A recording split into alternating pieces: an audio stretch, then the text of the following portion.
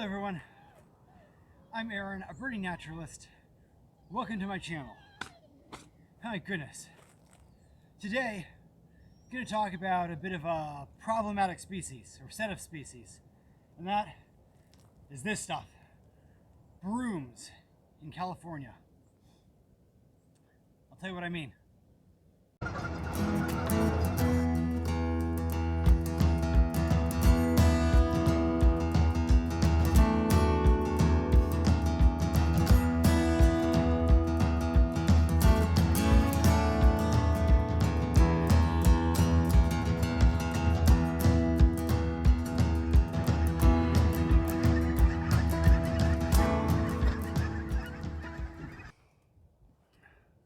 Brooms are a type of shrub.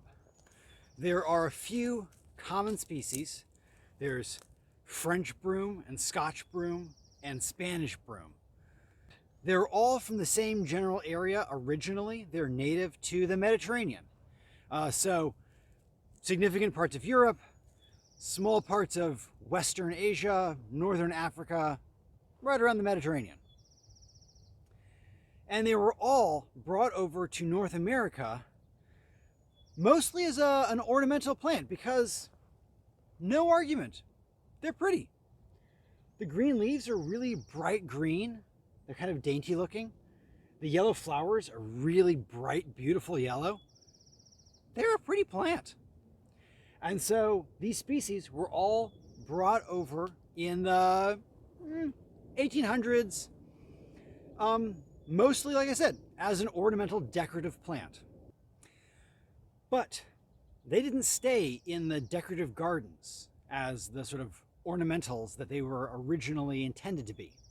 They spread like crazy. Now, there are extensive populations of brooms up and down the eastern US, up and down the West Coast, and even in other non-coastal Western states. Lots and lots of brooms. I'll be honest, I am not a botanist, and so I'm actually not quite sure if this is French broom or Scotch broom. I'm pretty sure it's not Spanish broom, but if you're a botanist or if you know invasive plants and can let me know exactly what broom species this is, in the comments, please let me know. I'd love to find out. They're called brooms because with these long stalks, fairly woody, fairly tough, they could actually be bundled up, dried out, bundled up, and made into brooms for sweeping. So that's where the name comes from for all of these bushes. The problem becomes, though, after they've escaped from their sort of domestic lifestyle, after they've extensively colonized parts of North America, that they don't just scatter in amongst the native vegetation. They take over. They form enormous monocultures. In California alone, the numbers of acres covered in broom are numbered in the hundreds of thousands of acres covered in this stuff. And when this stuff really gets going, it really outcompetes a lot of almost everything else. So native plants get pushed out, and you just get these huge hillsides of just broom. And it's not great habitat for a lot of things. The leaves and the seed pods have some toxins that make them hard to digest for many animals.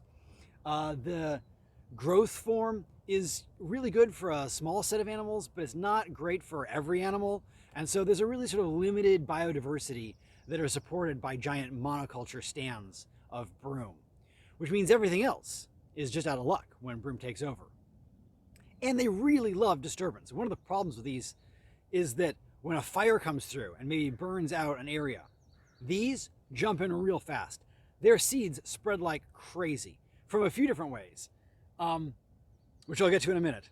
But their seeds spread like crazy. They're very fire tolerant. They can sprout from their bases if the tops get cut or burned off.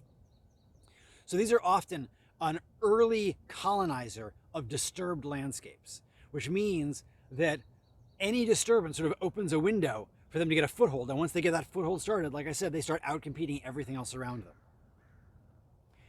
I mentioned seed dispersal. That is one of the really interesting things about these plants. Their seed pods actually have the ability, when they dry out, they actually kind of pop, and so can fire their seeds off into the surrounding area. And they can fire them about 3 feet away. So if you're a stationary plant, getting your seeds fired 3 feet out from you is not bad.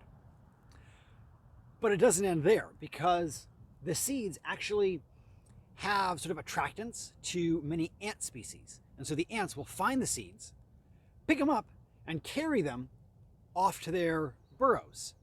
They'll eat the attractant part, but the seed survives.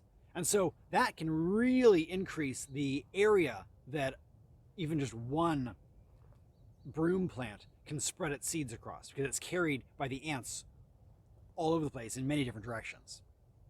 And they produce a lot of seeds. These things just fire off tons of these little seed pods. They look kind of like tiny little pea pods. And they grow loads of them on every bush.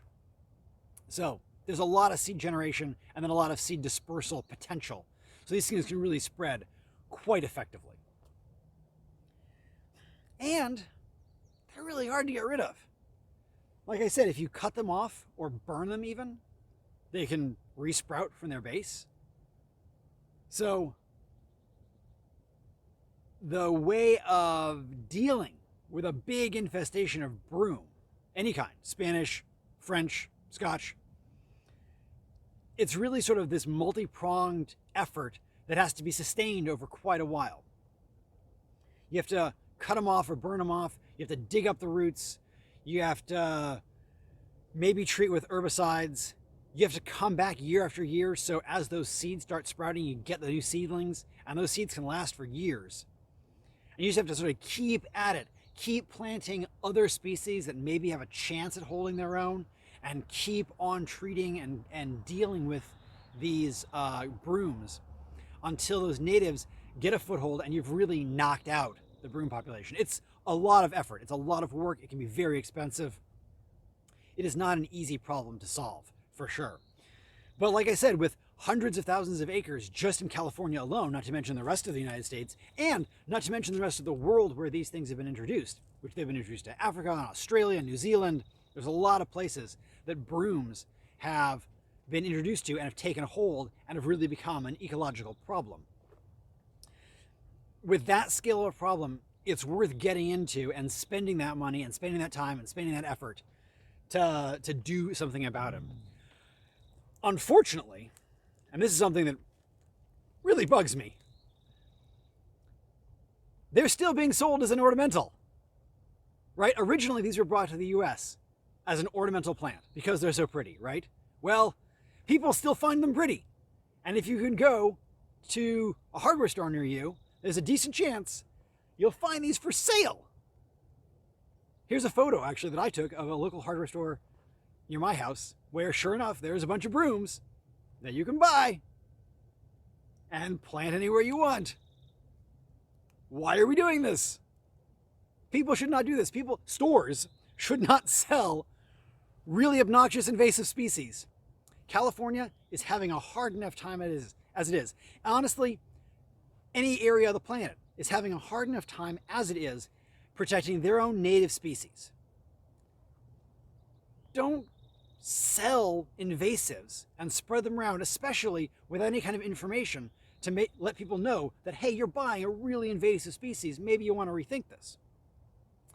If you have a chance, talk to your hardware stores, talk to your garden centers, talk to the stores around you that sell plants. And if you see these plants, try to tell somebody about it. Let's try to get the word out that maybe these things should not be sold. So that's a little bit about these very pretty but very invasive set of species: the Scotch broom, French broom, and Spanish broom. I hope that, like with other invasive species, we can do something about it all together, is where we have the best chance. And so I hope you help me with the effort to control invasive species. Thank you very much for the view. Subscribe to the channel. Until next time, enjoy the natural world.